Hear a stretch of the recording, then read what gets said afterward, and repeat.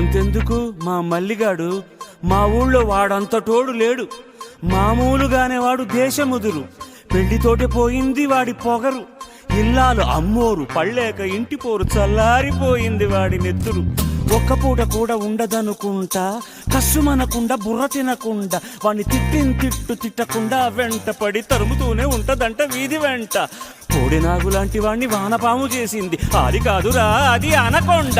ఆ కయ్యాడి అమ్మ గోల కలిగించింది భక్తి యోగం. ఆ ఇల్లాలి దయ వల్ల కనిపించింది ముక్తి మార్గం. సంసారమే వెస్టని, ఇక సన్యాసమే బెస్టని, కాషాయమే కట్టాడురా, కట్టి కాశీకి పోయాడురా.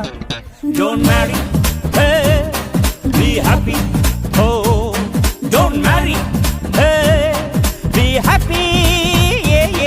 Don't marry.